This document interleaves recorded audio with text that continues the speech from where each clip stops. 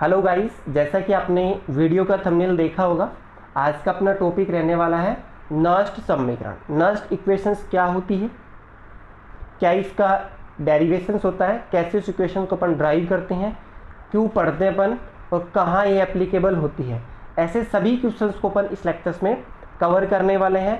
साथ ही साथ जो आपका आरबीएससी बोर्ड है और अदर स्टेट बोर्ड है आपका, उसमें किस टाइप से इस टॉपिक से क्वेश्चन पूछे जाते हैं वो भी अपन इस लेक्चर्स में कवर करने वाले हैं।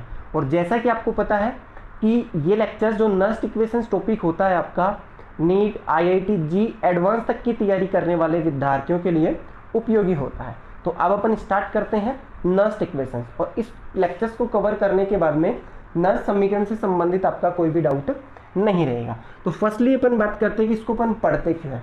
देखो, अपन सेल होता है, सेल का विद्युत वाहक बल या ई सेल की वैल्यू कैलकुलेट करते हैं, और अपन ने एक फॉर्मूला ड्राइव किया था जो मानक स्थितियों पे एप्लीकेबल होता है, जिसमें जो विलियन, जो आपका विलियन भरा होता है किसमें, सेल में, जो वैद्युत अपघट्य पदार्थ अपन उसमें भरते हैं उसकी सांद्रता इकाई होती है या मानक स्थितियों पे वो सेल होता है। तब अपन एक फॉर्मूले के द्वारा सेल का विद्युत वाहक बल अपन कैलकुलेट कर लेते हैं, और वो क्या था, ई सेल, ई नोट सेल। सेल का मानक स्थितियों में विद्युत वाहक बल अपन कैलकुलेट करते थे ई नोट कैथोड, जो आपका कैथोड इलेक्ट्रोड होता था उसके विद्युत वाहक बल में से अपन माइनस करते थे ई नोट एनोड। और यहाँ पे जो इलेक्ट्रोड विभव है इनका कौन सी वैल्यू रखते थे अपन, मानक अपचयन इलेक्ट्रोड विभव की। पर कुछ सेल ऐसे हैं या ऐसे अपन बना दें जिसमें विलियन की सांद्रता अपन इकाई ना लें, मानक स्थिति ना हो, तो उस कंडीशंस में अपन सेल का विद्युत वाहक बल किस फॉर्मूले से कैलकुलेट करें, तो ये प्रॉब्लम थी। इसका जुगाड़ निकाला नस्ट ने, नस्ट नामक वैज्ञानिक ने एक इक्वेशंस ड्राइव करके दे दी, जिसके द्वारा अपन सेल का विद्युत वाहक बल या ई सेल कैलकुलेट कर सकते हैं विलियन की सांद्रता इकाई नहीं होने पर भी।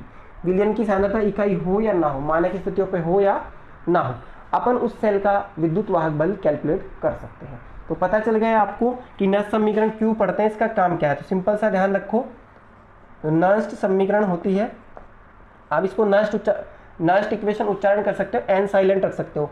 नस्ट समीकरण, नस्ट समीकरण द्वारा क्या होता है, किसी भी ताप व सांद्रता पर, किसी भी सांद्रता व ताप पर सेल का विद्युत वाहक बल,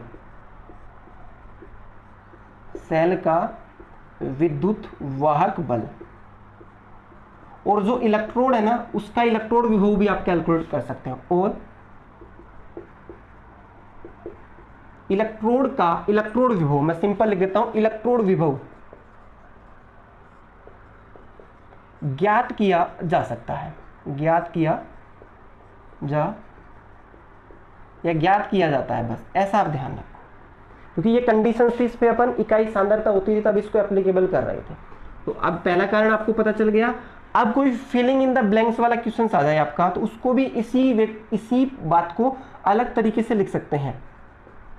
जो नस्ट समीकरण ना, सेल का विद्युत वाहक बल, सेल का विद्युत वाहक बल और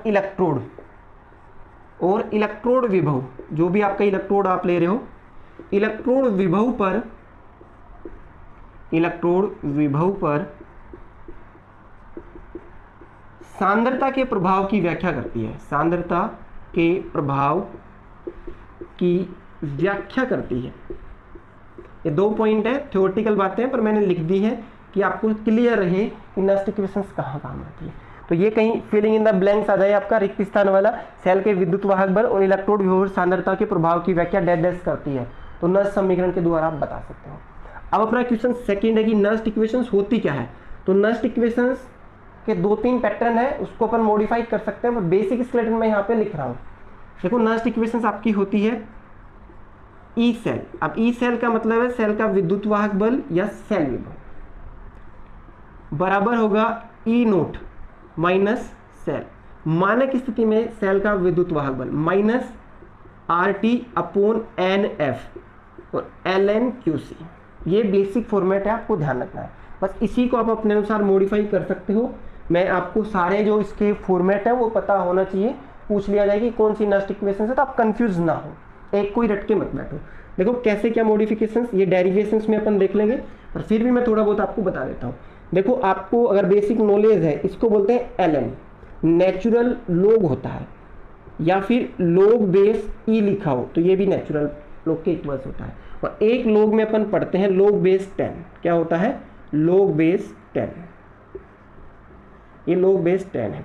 ध्यान रखना लॉग बेस ई को अगर आप लॉग बेस 10 में कन्वर्ट कर रहे हो तो इस वैल्यू से मल्टीप्लाई करना होता है। ये नेचुरल लॉग है, उसको आप कन्वर्ट कर रहे हो लॉग बेस 10 में, तो इससे आपको मल्टीप्लाई करना होता है। नहीं पता है तो जान लो अभी के लिए। तो अब ln की जगह अपन ये वाली पूरी वैल्यू लिख सकते हैं। तो ये फॉर्मूला कैसा बन सकता है आपका, ई सेल क्या हो जाएगा, ई नोट सेल माइनस, यहां पे लिख सकते हो आप ये वाली वैल्यू 2.303 RT को आप ऐसे कैसे लिख दो, अपोन NF है तो NF का NF लिख दो, और यहाँ पे log बेस 10 और यहाँ पे QC। log बेस 10 लिखा हो या ना लिखा हो, log बेस 10 ही कंसिडर किया जाता है। हो गया यहाँ तक दो फॉर्मेट। अब अगर आपने 11th में थोड़ा सा पढ़ा हो QC क्या है यहाँ पे, तो अभिक्रिया भागफल अगर आपने पढ़ा हो वहाँ पे साम्य अवस्था में, यहाँ पे साम्य स्थिरांक और अभिक्रिया भागफल, रिएक्शंस क्यूसेंट होता है अभिक्रिया भागफल, और दोनों को कैलकुलेट करने का तरीका भी सेम था। वो क्या था, उत्पाद की सांद्रता बटा अभिकारक की सांद्रता। क्या था, QC और KC कैलकुलेट करने का तरीका ये था, उत्पाद की सांद्रता बटा अभिकारक की सांद्रता। ये फॉर्मेट था अपना। तो देखो मैंने इसको कन्वर्ट करके फर्स्ट फॉर्मेट, सेकंड फॉर्मेट, अब QC की जगह आप ये भी लिखा हुआ मिल सकता है आपको, ई सेल है आपका बराबर हो जाएगा E naught cell minus 2.303 RT, और यहाँ पे NF, और लोग की जगह लोग। अब QC की जगह आप क्या लिख सकते हो, उत्पाद की सांद्रता बटा अभिकारक की सांद्रता, ये लिख सकते हो आप। तो देखो बेसिक स्केलेटन तो आपको यही ध्यान रखना है। बेसिक स्केलेटन क्या है आपका, नष्ट समीकरण का। जब भी बात हो नष्ट समीकरण की तो माइंड में आ जाना चाहिए। log बेस 10 के फॉर्मेट में ये रहा, और ये आपका उत्पाद के वेव फॉर्मेट में लिख रखा। अब ये उत्पाद किसका है, जो भी आपकी सेल अभिक्रिया होती है ना, उसमें उत्पाद होगा उसकी सांद्रता बटा अभिकारक की सांद्रता। अब ये फॉर्मेट बना कैसे है, यहाँ पे जो ये ई सेल है ये क्या है, सेल का विद्युत वाहक बल। ये क्या है, ई नोट सेल, मानक स्थिति में सेल का विद्युत वाहक बल। एन क्या है, जो रिएक्शंस होगी उसमें विनिमय इलेक्ट्रॉन्स की संख्या, एन फैराडे। यहाँ पे टी क्या है, टेम्परेचर है, वो केल्विन में लेते हैं। आर क्या है, गैस स्थिरांक। QC क्या है आपका अभिक्रिया भागफल। अब ये ड्राइव कैसे होता है, इसका डेरिवेशंस क्या है आपसे पूछ लिया जाए तो उसको भी अपन कवर करते हैं। बोर्ड एग्जाम में पूछा जा सकता है कि जो आपका नष्ट समीकरण है, नष्ट समीकरण का व्युत्पन्न, उसको व्युत्पन्न कीजिए, नष्ट समीकरण का डेरिवेशंस कैसे होगा। तो देखो इसको ड्राइव करने के लिए अपन क्या करते हैं, एक उत्क्रमणीय सेल अभिक्रिया मानते हैं। माना उत्क्रमणीय सेल अभिक्रिया, ये लिख देते हैं अपन, A है स्मॉल a प्लस B, और ये आपका रिवर्सिबल रिएक्शंस है। यहाँ पे C की सांद्रता C, और यहाँ पे स्मॉल d, और ये d, यहाँ पे कैपिटल D। तो यहाँ पे जो स्मॉल a b c लिखे हुए हैं स्टाइकियोमेट्रिक कोफिशिएंट है, या फिर आप मोल बोल सकते हो रिएक्शंस में। तो इस रिएक्शंस के लिए अपन क्या लिखेंगे, QC आपको लिखना आना चाहिए। नहीं पता है 11th में आपने नहीं पढ़ा है सही तरीके से, तो बस इतना ध्यान रखो। QC क्या होता है, अभिक्रिया भागफल, जो मैं यहाँ लिख देता हूँ, अभिक्रिया भागफल। इसको अपन रिप्रेजेंट करते हैं QC के द्वारा, और इसको ज्ञात किया जाता है उत्पाद की सांद्रता बटा अभिकारक की सांद्रता। कैसे कैलकुलेट करते हैं, उत्पाद की सांद्रता बटा अभिकारक की सांद्रता। अब इस रिएक्शंस के लिए आपको QC लिखना है, तो कैसे लिखोगे, देखो उत्पाद क्या है आपका C, और स्टाइकियोमेट्रिक गुणांक जो उसकी पावर में चले जाएंगे। यहाँ पे D, तो D स्टाइकियोमेट्रिक गुणांक था तो D चला गया, अपॉन A आपका रिएजेंट है, अभिकारक है, तो A स्मॉल a, यहाँ पे B, और ये आपका B। ये अपन ने क्या लिख दिया, अभिक्रिया भागफल। अब देखो आपने कहीं ना कहीं 11th में ये भी पढ़ रखा होगा, ऊष्मागतिकी में ऊष्मागतिकी के अनुसार ऊष्मागतिकी के अनुसार एक इक्वेशंस पढ़ते हैं, उसको गिब्स हेल्महोल्ट्ज़ रिएक्शंस भी इक्वेशन भी बोलते हैं। तो ये था डेल जी बराबर डेल जी नोट, मानक स्थिति में गिब्स मुक्त ऊर्जा परिवर्तन, ये plus R T L N, और क्या होता था क्यूसी, ये एक रिलेशन है। अब देखो इससे पहले लेक्चर्स में अपन ने कवर किया है वी नाउ दैट, हम जानते हैं क्योंकि ये तो अपन ने इसी साल इसी सीरीज में इससे पहले वाले लेक्चर्स में कवर किया था कि गिब्स मुक्त ऊर्जा और सेल का जो विद्युत वाहक बल है उसमें संबंध अपन ने ड्राई किया गया। और दूसरा इसमें मानक स्थितियों की बात कर लें तो del G naught minus n F E cell naught, मानक स्थितियों में सेल का विद्युत वाहक बल, ये अपन ने इससे पहले वाले लेक्चर्स में ये संबंध देखा है। अब कुछ नहीं करना, बस इन दोनों की वैल्यू यहाँ रख देनी है।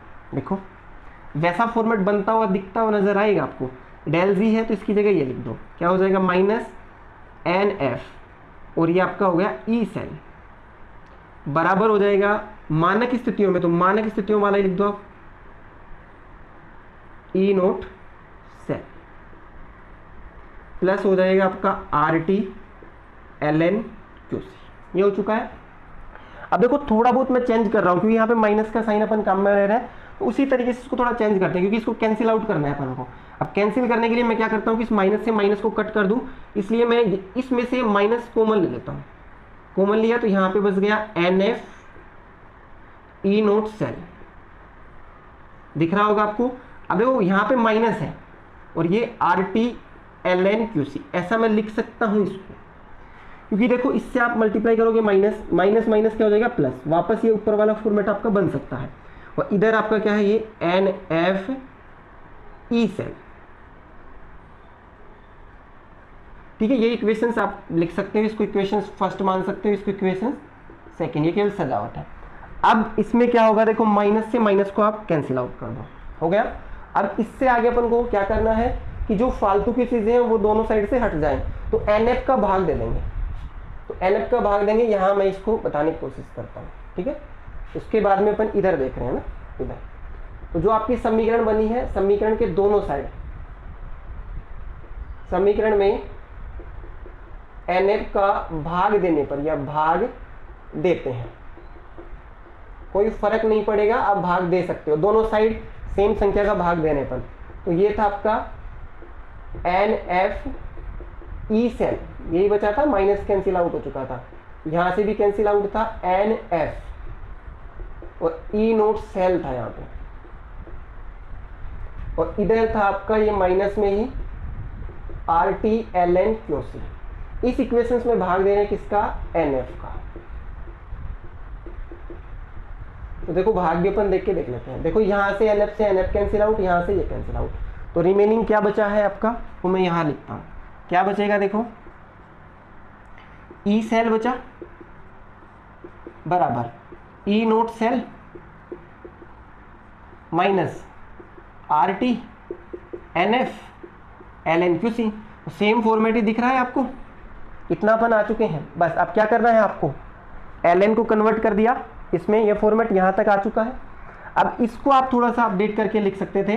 इस रिएक्शंस की बात करें तो अपना क्या था, क्यूसी सिंपल सा क्या आया था, उसको देखो अपडेट कर सकते हो आप, क्या था वो, इसको मैं चलो रफ ही कर देता हूँ ना, ये था अपना, तो चलो इधर देखते हैं ना। अब क्यूसी तुम जानते हो क्या था, क्यूसी क्या है आपका, देखो यही था, सी की सांद्रता सी, डी की सांद्रता डी, और ए की सांद्रता आपकी ए और बी की सांद्रता बी। तो ये वैल्यूज यहां पुट कर दो। ई सेल क्या हो जाएगा, E naught cell minus 2.303 R T, और यहाँ पे क्या हो जाएगा एन एफ और लोग बेस 10, और यहाँ पे सी की सांद्रता सी, डी की सांद्रता डी, और ए की सांद्रता आपकी स्मॉल ए और बी की सांद्रता बी। ये फॉर्मेट बन गया है, ये क्या बन गया है फॉर्मेट। अब इनको आप बोल सकते हो ये सामान्य ही है, देखो ये दोनों को आप सामान्य क्या बोल सकते हो, सामान्य नष्ट समीकरण। तो मैं इधर लिख देता हूं क्या है, सामान्य नष्ट समीकरण। ये फॉर्मेट बन चुका है। अब इसमें क्या करना है कि टेम्परेचर अपन फिक्स कर लें। क्या कर लें, टेम्परेचर। तो उस बात को मैं आपको इधर ही बताता हूं, ये बात आपकी कहीं लग जाए। 298 केल्विन, या फिर इसको 25 डिग्री सेल्सियस पे बात करें, 298 केल्विन या 25 डिग्री सेल्सियस पर जो आपका क्या कर ले, इसमें R और F का मान रखने पर, मान रखने पर 298 केल्विन तो आपका टेम्परेचर की बात कर रहा है। वो इधर ही देख लेते हैं। अब इसको कंप्लीट डेरिवेशंस यहाँ आ जाएगा। देखो ये इक्वेशंस इसमें क्या करते हैं अपन, जो 298 केल्विन पे बात कर रहा है, टेम्परेचर क्या कर दिया उसने 298 केल्विन। तो इस कंडीशंस में R और F का मान रखने पर जो फॉर्मेट आपका तैयार होके आएगा वो क्या होगा, E नोट सेल। देखो चलो मैं वैल्यू भी रख के आपको बता देता हूँ, 2.303 गुणा में क्या है आपका R का मान आप जानते हो 8.314 क्या होता है, joule kelvin mole inverse, gas स्थिरांक होता है। गुणा में क्या है आपका T क्या है आपका 298, आप ले रखे हो, इस कंडीशंस पे मान लेते हैं। डिवाइडेड बाई क्या है आपका N सेम है, और गुणा में क्या हो जाएगा 96,500 फेराडे। एक फेराडे कितना होता है, 96,500 कूलाम। और यहाँ पे क्या हो जाएगा log बेस 10 C की सांद्रता C और D की सांद्रता D। बस ये फॉर्मेट है, अपन बस इसको अपडेट कर रहे हैं। A की सांद्रता A और B की सांद्रता B। इसको आप सोल आउट करते हो तो आपका ये आता है रिजल्ट, ई सेल नोट, और ये आ जाएगा आपका 0.0591 अपॉन N, और यहाँ पे क्या हो जाएगा log। अब लिखना चाहो तो QC भी लिख सकते थे आप, पर मैं C और C की सांद्रता, D और D की सांद्रता, और ये आपका A और A की सांद्रता, B और आपका B की सांद्रता, ये फॉर्मेट भी आप लिख सकते हो। इसकी जगह आप QC भी लिख सकते थे भाई, बार बार इतना बड़ा ना लिखना पड़े उसकी बजाय। अब ध्यान रखना है ये इक्वेशंस आपको कब लगानी है, जब आपका टेम्परेचर कितना हो, या तो 25 डिग्री सेल्सियस दे रखा हो या 298 केल्विन टेम्परेचर की बात करें, तब आपको ये इक्वेशंस लगाने हैं। जितने भी ये फॉर्मेट बनाए हैं ये आपको जिस हिसाब से नीड हो उस हिसाब से आप इसको यूज ले सकते हो। इसमें आप किसी भी ताप व सांद्रता, देखो ये फॉर्मेट बनाया ना, इसमें किसी भी ताप हो, कोई भी आपकी सांद्रताएं हो, सांद्रताओं पे आप ई सेल आप कैलकुलेट कर सकते हो, अगर आपको ई नोट सेल का मान दिया हुआ है। ई नोट सेल का मान अपन को दिया हुआ होता है, ये आपको कैलकुलेट करना होता है, वैल्यू रखनी होती है और लगा देते हैं। अब एक छोटा सा पॉइंट ये है कि जहाँ पे ये यूज़ किए हैं अपन, वो क्या क्या है उसको देख लो। यहाँ पे ये तो सेल का विद्युत वाहक बल है, ई सेल। ये क्या है, सेल का विद्युत वाहक बल, ठीक है। दूसरा अपन ने ये नोट माना है, ई नोट सेल, तो बस इसमें क्या रखना है, मानक स्थिति पर, या ऐसे लिख सकते हो सेल का, स्पेस थोड़ा कम है, सेल का मानक स्थिति में, या सेल का मानक विद्युत वाहक बल, विद्युत वाहक बल। देखो विद्युत वाहक बल को आप ई नोट सेल भी, सेल विभव भी आप बोल सकते हो ना, कभी कंफ्यूज मत हो ना, सेल विभव। दूसरा है यहाँ पे आर क्या है आपका, गैस स्थिरांक, गैस कांस्टेंट। इसका मान भी आप ध्यान रखना है, यहाँ पे जूल केल्विन मोल इनवर्स वाला यूज लेना है, 3.14 जूल केल्विन इनवर्स और मोल इनवर्स। इसके बाद में बात करते हैं अपन, तो एफ क्या है, फैराडे, फैराडे स्थिरांक, और इसका आपको 96,500 कूलाम मोल इनवर्स आपको यूज कर लेना है।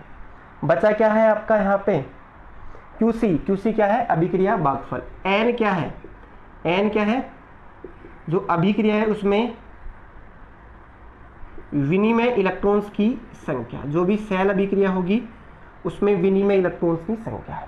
तो ये अपना क्या हो चुका है, ये इक्वेशंस तब आपकी काम में लेनी है तब टेम्परेचर 298 केल्विन दे रखा है। तो ये नस्ट इक्वेशंस क्या होती है, इसका डेरिवेशंस अपन देख चुके हैं। अब बात कर लेते हैं अपन डैनियल सेल पे इसको एप्लीकेबल करते हैं। और ये तो ध्यान रखना, इसके द्वारा अपन सेल का विद्युत वाहक बल और इलेक्ट्रॉन विभव अपन कैलकुलेट कर सकते हैं जब सांद्रता इकाई ना हो। तो स्क्रीनशॉट आप स्क्रीनशॉट ले लिया होगा। अब बात करते हैं डैनियल सेल के लिए अपन नस्ट इक्वेशंस की बात करेंगे। तो फर्स्ट अपना टॉपिक है यहाँ पे, इसी में अनुप्रयोग बोल सकते हो आप, डैनियल सेल के लिए। डैनियल सेल के लिए नस्ट इक्वेशंस कैसे बनेगी, या इसका सेल विभव कैलकुलेट करना है अपन को, सेल विभव है ना। देखो डैनियल सेल के लिए अब थोड़ा सा पॉइंट आपको ध्यान रखने हैं। सीधा वो डैनियल सेल दे सकता है या सेल का निरूपण दे सकता है। ऐसा दिया हुआ मिल जाए आपको कि वो दिया हुआ है Zn सॉलिड और यहाँ पे Zn+2 और यहाँ पे एक्वस, वर्टिकल दो खड़ी लाइन हो गई हैं, ये लवण सेतु को रिप्रेजेंट करती हैं। Cu+2 एक्वस है और ये तो डैनियल सेल है, बार बार आप पढ़ रहे हो तो आपको पता है ना। बाकी ऐसा फॉर्मेट दिया हो तो इससे भी आप क्या कर सकते हो, रिएक्शंस लिखना आनी चाहिए। और फिर अपना देखो जो नस्ट इक्वेशंस क्या थी, ये थी ई सेल बराबर क्या था, ई नोट सेल माइनस 2.303 NF, यहाँ पे RT लोग उत्पाद की सांद्रता QC सिंपल सा था है ना, QC जो मैं लिख देता हूँ यहाँ पे, ये अपन ने पढ़ा था, चलो मैं सिंपल QC लिखता हूँ। ठीक है, ये फॉर्मेट आपका है। अब यहाँ पे देखते हैं अपन QC लिखेंगे। पहले QC लिखने के लिए इसकी रिएक्शंस आनी चाहिए आपको, तो रिएक्शंस लिखो। देखो इससे रिएक्शंस लिखना आपको आना चाहिए, बैलेंस रिएक्शंस लिखनी होती है, ध्यान दे देना, बैलेंस रिएक्शंस लिखो, नहीं तो विनिमय इलेक्ट्रॉन्स की संख्या में दिक्कत आएगी n कैलकुलेट करने में। इसके लिए देखो अपन लिख सकते थे एनोड था, ये जिंक था, इसमें जो सेल रिएक्शंस हैं, सेल रिएक्शंस में हाफ सेल रिएक्शंस लिखते हैं पहले अपन। जो जिंक सॉलिड है ये क्या करता है, इलेक्ट्रॉन रिलीज करके किस में जाता था, Zn+2 एक्वस में, और यहाँ से 2 इलेक्ट्रॉन्स रिलीज करता है। दूसरा है एनोड पे Cu+2 एक्वस था, ये इस रिएक्शंस का मतलब यहाँ पे 2 इलेक्ट्रॉन्स एक्सेप्ट करके किस में जाता था, कॉपर सॉलिड में। पूर्ण सेल अभिक्रिया की अपन बात करें तो पूर्ण सेल अभिक्रिया क्या थी, जोड़ दो यहाँ पे, zinc solid plus Cu+2 aqueous, arrow का साइन। अब बाद में इलेक्ट्रॉन से इलेक्ट्रॉन आपके कैंसिल आउट, तो यहाँ पे Zn+2 एक्वस प्लस क्या है, कॉपर सॉलिड। ये रिएक्शंस लिख दी हैं अपन ने। अब QC लिखना है इस रिएक्शंस के लिए, तो इस रिएक्शंस का QC क्या होगा, देखो उत्पाद की सांद्रता, उत्पाद क्या है आपका Zn+2 एक्वस है आपका ये, और क्या है Cu सॉलिड, अपॉन रिएजेंट क्या है आपका अभिकारक, यहाँ पे Zn सॉलिड और क्या है Cu+2 एक्वस, ये लिख दिया अपन ने। अब ध्यान देना, देखो ये पॉइंट्स आपको पता होने चाहिए, नहीं पता है तो अब से ध्यान रखना। जो भी सॉलिड हो, कोई भी प्योर सॉलिड हो, इधर लिख देता हूं मैं नोट करके, प्योर मतलब शुद्ध आपका क्या हो, सॉलिड हो, इसकी सांद्रता अपन क्या मानते हैं, 1। प्योर सॉलिड हो, प्योर लिक्विड भी दे रखा हो, कोई द्रव है और शुद्ध है वो, उसका भी 1 मानेंगे अपन सांद्रता। और आपका कोई गैस हो, गैस दे रखा हो, उसका प्रेशर, जो भी प्रेशर दिया हो उस प्रेशर को कंसीडर करेंगे, ये आपको ध्यान रखना है। प्योर का मतलब जैसे प्योर लिक्विड केवल पानी है, अब उस पानी की सांद्रता बताओ क्या मानोगे, 100% वही है, अरे प्योर पानी है तो 100% पानी है तो 1 मान लो, ऐसे आप याद रख सकते हो। सॉलिड है कोई एक ही टाइप का सॉलिड है तो 100% वही है, 1 मान, ऐसे आप याद रख सकते हो। गैस के लिए कितना लेना है आपको, जो भी प्रेशर दे रखा हो। तो यहाँ पे देखो सिंपल सा क्या हो जाएगा, जो ये है आपका Zn सॉलिड है, इसकी सांद्रता, और ये क्या है Cu सॉलिड है, इसकी सांद्रता कितनी हो जाएगी आपकी, इकाई।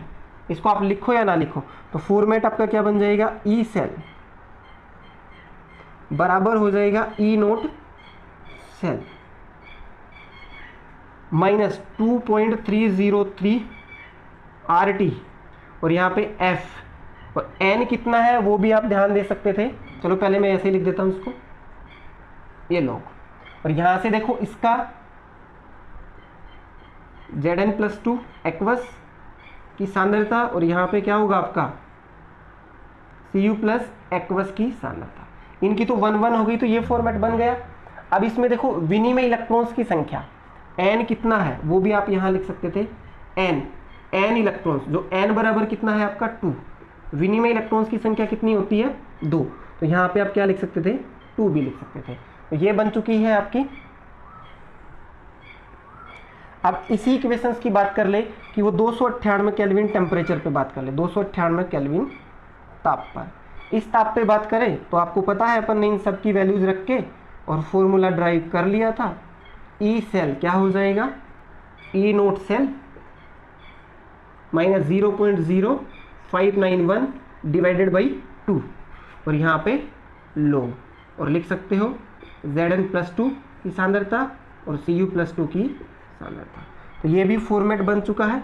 ये किस ताप पे है, 298 केल्विन ताप पर।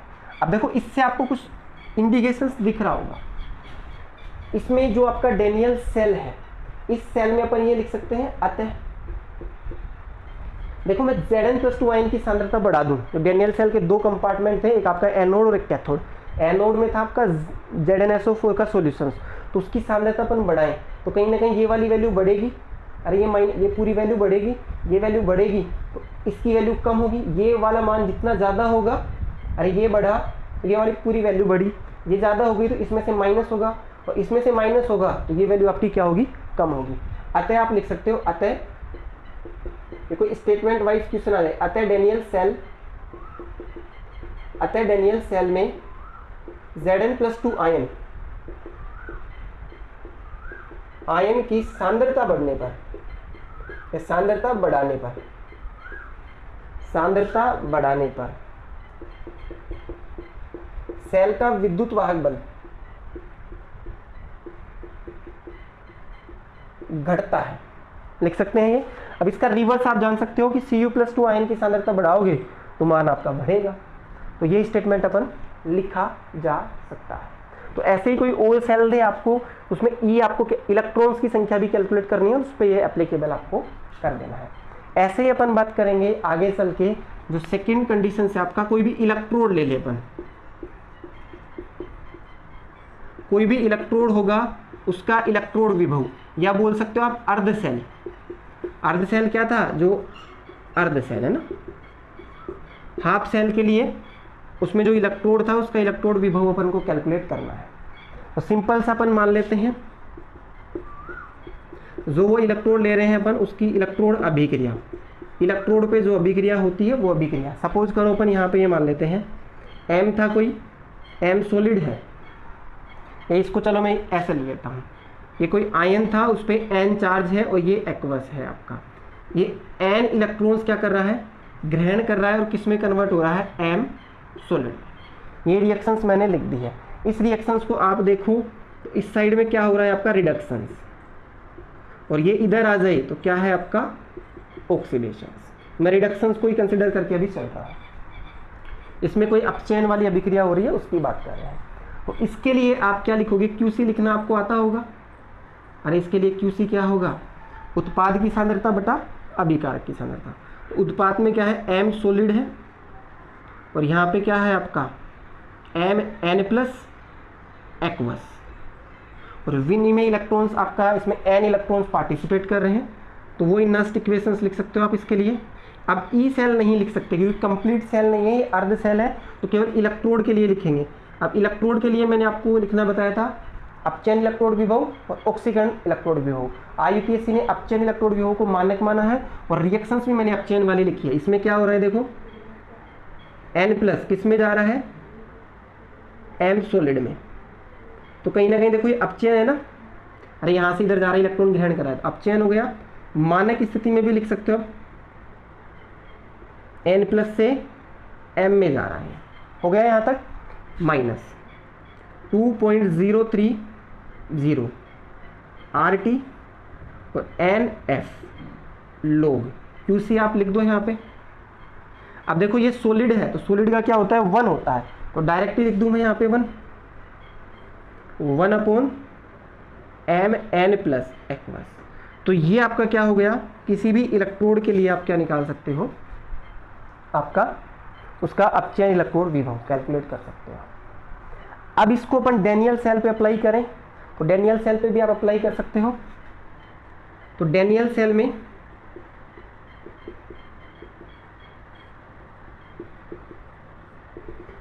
सेल में जो एनोड होता है एक, और दूसरा अपसेल क्या होता है आपका कैथोड।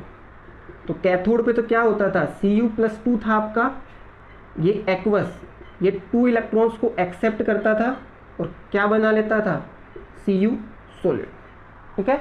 और एनोड पे क्या था आपका जो जिंक था, जिंक सॉलिड, ये क्या करता था आपका 2 इलेक्ट्रॉन्स रिलीज करके और क्या बनाता था Zn+2 और एक्वस, जैसा कि आपको दिख रहा होगा, और 2 इलेक्ट्रॉन रिलीज करता था, ये था। अब मैं इसको रिवर्सिबल भी लिख सकता हूँ, ये आपका रिडक्शंस में, ये तो आपका ऑक्सीडेशंस हो रहा है और ये आपका रिडक्शंस, ठीक है। और यहाँ पे रिडक्शंस, क्योंकि यहाँ पे जो अपन कैलकुलेट कर रहे हैं यहाँ पे मैं मानक इलेक्ट्रोड विभव, अपचयन इलेक्ट्रोड विभव की बात कर रहा हूँ, तो अपचयन वाला प्रोसेस लिखेंगे। तो देखो दोनों के लिए अपन क्या लिख सकते हैं उसको मैं यहाँ बता रहा हूँ आपको। तो देखो एनोड के लिए आप क्या लिख सकते हो, 4 एनोड, ये आपका एनोड था, तो इसके लिए आप ये लिख सकते हो। अब देखो यहाँ पे थोड़ा सा ध्यान रखना, रिवर्सिबल लेना है अपन, अपचयन विभव का मान लिख रहे हैं तो Zn+2 लिखना है यहाँ पे, और किस में जा रहा है जिंक में। यही मानक स्थिति पे E0 ये आपको दिया हुआ मिलेगा जिंक सॉलिड, यहाँ पे क्या हो जाएगा 2.03 RT और यहाँ पे RT_NF, और लोग हो गया है आपका ये इलेक्ट्रॉन्स, चाहो तो आप 2 लिख सकते हैं यहाँ पे, ठीक है। और यहाँ हो जाएगा आपका, अब इस रिएक्शंस को देखो, अब ये भी ध्यान रखना है इधर से कंसीडर कर रहे हैं तो ये आपके अभिकारक हो गए और ये आपका उत्पाद हो गया। तो उत्पाद तो आपका ये रहा जिंक सॉलिड, और ये क्या है आपका Zn+2 एक्वस, उसका 1 होता है, तो ये आप किसके लिए लिख सकते हो Zn+2 Zn। बस आपको ध्यान रखना है, देखो इस पर थोड़ा सा बोर्ड वर्क ज़्यादा है, -2.303 RT और NF लोग 1 अपॉन Zn+2 एक्वस, ये लिख दिया अपन ने किसके, एनोड, जो एनोड इलेक्ट्रोड है आपका अर्धसेल उसके लिए। ऐसा ही आप कैथोड के लिए लिखना चाहो तो कैथोड के लिए भी लिख सकते हो आप। कैथोड का क्या हो जाएगा, उसमें तो सेम ही लिखना है, अपचयन ही है, तो Cu से Cu सॉलिड में जा रहा है E0, यहाँ पे भी आपका मानक स्थिति में भी Cu से Cu और 2.303 RT NF लोग। अब देखो इसमें अभिकारक ये है, उत्पाद ये है, तो वही हो जाएगा Cu सॉलिड अपॉन +2 एक्वस, हो गया ये। अब देखो ये इसका मान तो 1 ही होता है, इसको आप हटा के 1 कर सकते हो। ये आप किसके लिए, ऐसा आप इलेक्ट्रोड विभव की गणना कर सकते हैं। तो ये अपना पूरा मैथमेटिक्स पे बेस आज अपना लेक्चर्स था, डेरिवेशंस थे वो अपन ने देख लिए हैं। कल के लेक्चर्स में अपन इन पे आधारित कुछ न्यूमेरिकल्स देखेंगे। तो थैंक यू फॉर वॉचिंग।